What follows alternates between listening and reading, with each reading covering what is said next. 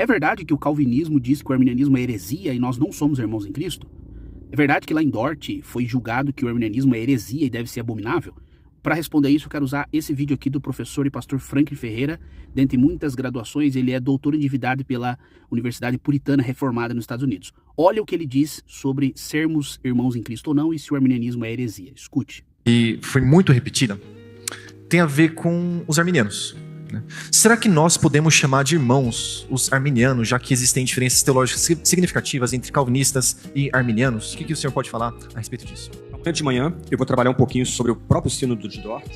E o que vai ficar evidente para vocês é que calvinismo e arminianismo são dois sistemas antagônicos em cada ponto.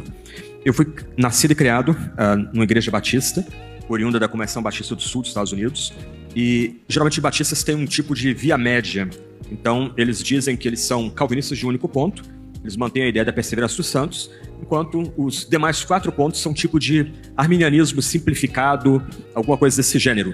Mas esse tipo de terceira via é virtualmente impossível de se construir sem que haja uma grave contradição interna. Então, no final, dentro do campo protestante, nós temos 2 sistemas, ou seja, 2 visões sobre salvação, arminianismo e calvinismo, que são antagônicas, elas não têm como ser harmonizadas, por assim dizer.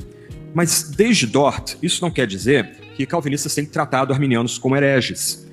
No próprio cânone de Dort, você pode entrar na internet, ele está disponível para você ler ele em português na internet, você vai notar que a única heresia que é explicitamente mencionada nos cânones de Dort é o pelagianismo. Quando os cânones vão rejeitar o arminianismo, eles falam de rejeição de erros. Então, para aqueles em Dort, eles entendiam que o arminianismo era contrário à Sagrada Escritura, era um sistema contrário à confissão belga, ao catecismo de Heidelberg, mas eles não trataram o sistema que eles estavam rejeitando como um sistema herético, era um sistema errado.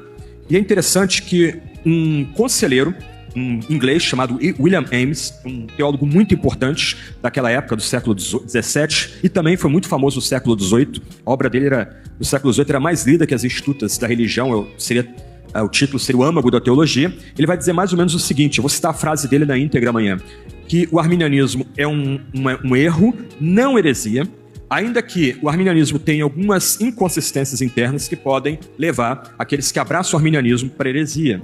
Então, ainda que haja alguma animosidade entre calvinistas e arminianos, pelo menos entre os melhores dos 2 lados da controvérsia, há um entendimento que essa é uma briga entre irmãos, é uma briga importante, mas é uma briga entre irmãos. Um ponto que eu acho curioso naqueles que têm a tendência de rotular o arminianismo como heresia é um argumento da experiência.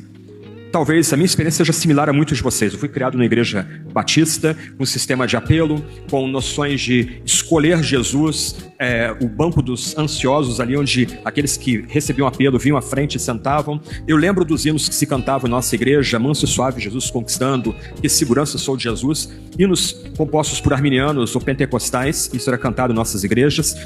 Mas eu cheguei à fé nesse ambiente. Eu fui chamado para o ministério nesse ambiente. Eu fui depois educado no ministério nesse ambiente. Em algum momento, Deus colocou no meu caminho o Dr. Russell Shedd, que foi fazer exposição bíblica na capela do seminário, e tudo mudou. Mas dentro desse ambiente também, se eu agora rotulo os meus irmãos arminianos como heréticos, eu tenho que jogar fora todas as bênçãos e dádivas que Deus me concedeu naquele ambiente. Porque no final, nós não somos salvos pela compreensão correta de certas doutrinas. Nós somos salvos quando experimentamos o poder dessas doutrinas. Então, uma pessoa pode querer corretamente ir para o inferno, enquanto outra pessoa pode não ter uma boa compreensão da doutrina, mas experimentar a paz, a segurança, a força que vem daquela doutrina, ainda que tenha um pensamento confuso quanto ela.